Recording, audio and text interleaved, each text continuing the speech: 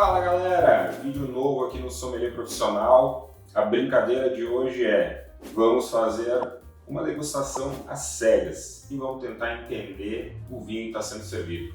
O Thiago vai fazer o favor aí de servir um vinho pra gente. Esperamos que ele tenha escolhido algo relativamente fácil, né, para não complicar demais a vida no nosso primeiro vídeo aí de degustação às cegas. Mas vamos lá. Marião, o que tu acha da cor desse vinho? Bem, para mim, em relação à intensidade, eu acho que eu ficaria no pálido. Pálido para médio, mas ficaria no pálido. E a cor, rubi. Rubi, né? A gente está num cenário um pouco mais escuro aqui também, um pouquinho difícil de avaliar a cor, mas eu concordo. Ficaria aí com um médio, rubi ou talvez até pálido. Avaliada no aroma. O meu vinho tem bastante fruta vermelha. Muita fruta vermelha.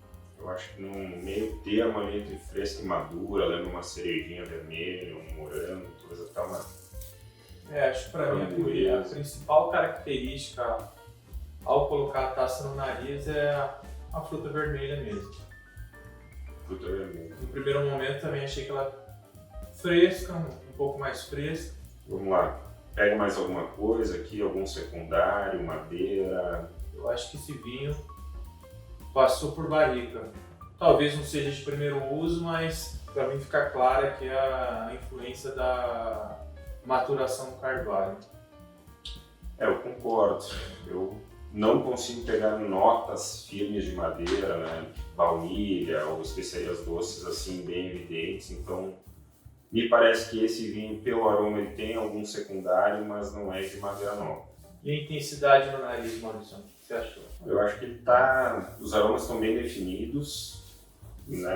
Se fosse colocar aí numa escala de 1 a 5, eu ficaria com intensidade 4, 3 para 4. 3 para 4, sim. Não é um vinho super intenso, mas longe de ser um vinho tímido, um vinho que não se mostra. Vamos provar então? Vamos lá, fazer o sacrifício. Bom, a primeira constatação é que o Thiago dificultou a nossa vida, porque esse vinho não está tão fácil assim, não. Começando, ele é seco, sem açúcar residual, perceptível. Acidez de 1 a 5. No primeiro momento ficaria num 3, mas vou confirmar isso. Eu ficaria 3, entre 3 e 4, mas eu acho que eu bateria ainda o pé no 3. 3, também estou por aí. O tanino já ia para 4, a gente está com o tanino presente. Eu diria que até meio rústico, né? É um vinho de corpo médio para encorpado, ele não é um vinho super encorpado. Ficaria 4 também, acho que eu ficaria no corpo. O álcool. Tem um álcool perceptível aí, né? Eu acho que inclusive eu tenderia aí pro 5. Eu sinto uma percepção de calor bem intensa, né? Bem intensa. O que a gente está querendo dizer com isso? Provavelmente esse vinho tem mais de 14% de álcool, né? Ou se não tiver, talvez o álcool esteja meio fora e um pouco desequilibrado, mas eu acho que ele tem mais de 14%, com certeza. Eu acho que a intensidade de fruta ficou devendo um pouco, né? Eu esperava mais em relação à concentração de fruta. Eu ficaria com 3, né, em relação à intensidade na boca de sabores. Vou botar no final médio, acho que isso também tem um final longo. Ficaria no 3 também, porque a gente tem a percepção da fruta, mas ela logo vai embora, né? Ela fica um pouco e o que permanece, a sensação que permanece na boca é do álcool, né? Então vamos lá, a gente está falando de um vinho sem muita cor, que tem uma acidez razoável, que tem taninos presentes, parece um clima moderadamente, não vou dizer quente, mas de moderado para quente, um clima que não posso estar falando uma grande bobagem, mas esse vinho me leva um pouco para a Itália. Sim, eu pensei na Itália também, pensei em Velho Mundo. Acho que a gente poderia descartar, né, as regiões mais ao norte, né, o Piemonte, a noroeste, até o Vêneto, né? Poderia ser, a gente pensou até pela cor, isso poderia ser um Bartolino, um Valpolicella, né? Poderia, tem um perfil de boca que pode remeter a isso. Me leva para Sangiovese. Não pense em Brunello de Montalcino, longe disso, acho que não tem finesse, mas talvez alguma coisa próxima, talvez um Chianti. E esse tanino rústico, isso lembra a vinho italiano e realmente lembra até o perfil da Sangiovese, né? Daria até para dizer que tem a folhinha de tomate aqui agora. Enfim, não é um vinho tão fácil, mas eu, se tivesse que colocar aqui, eu colocaria Toscana, Chianti, né, blend dominado por Sangiovese, talvez algum corte com outras uvas locais. E ficaria numa safra aí, algo tipo 13, 2015. Ou de uma safra um pouco mais quente, ou até do local de produção, né, que não tenha tanta influência ali dos Apeninos, né, numa área mais de planície. Mas eu vou com o relator e... Vota com o relator. Voto com o relator e vou ficar também na Sangiovese. Bom, pessoal, o vinho revelado aqui, já começamos a nossa degustação cegas com uma lição de humildade, né? Então, o Thiago também não facilitou a nossa vida, cara. Ele pegou um vinho biológico, tá? Um vinho do Alentejo, vinho de Itália, então esse vinho é amadurecido em ânforas. O que nós estamos falando aqui é um vinho 2013, então a estimativa de safra a gente foi bem, teor alcoólico 14%, né? Então o álcool está destacado, foi outra coisa que a gente pegou legal.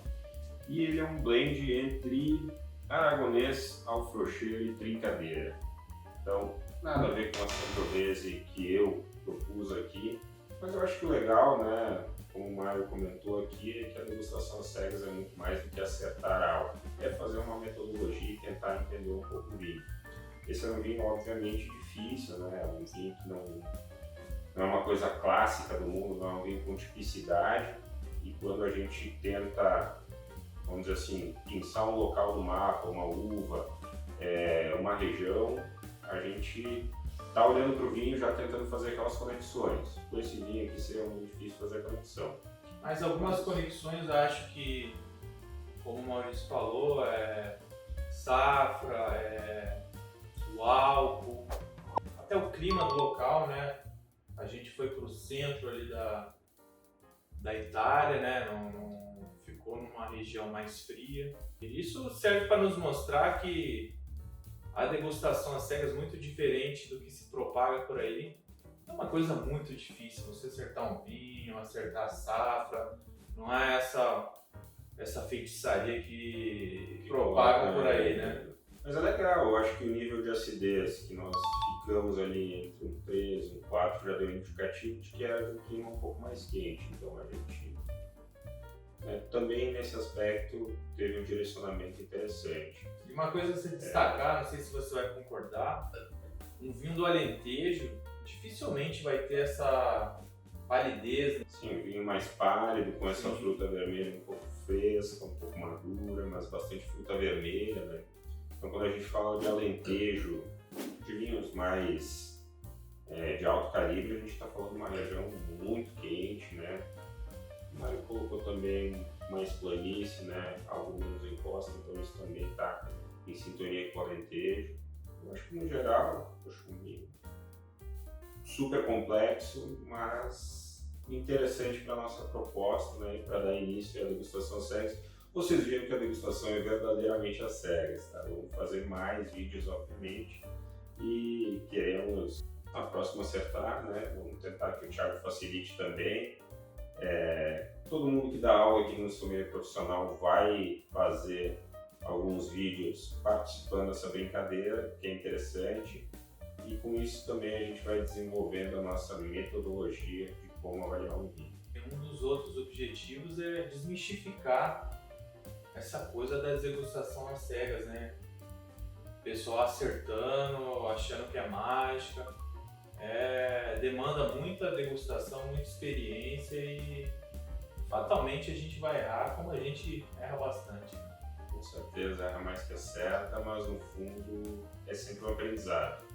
O objetivo aqui não é a gente fazer nenhuma feitiçaria, o objetivo é criar uma metodologia, criar um mapa mental.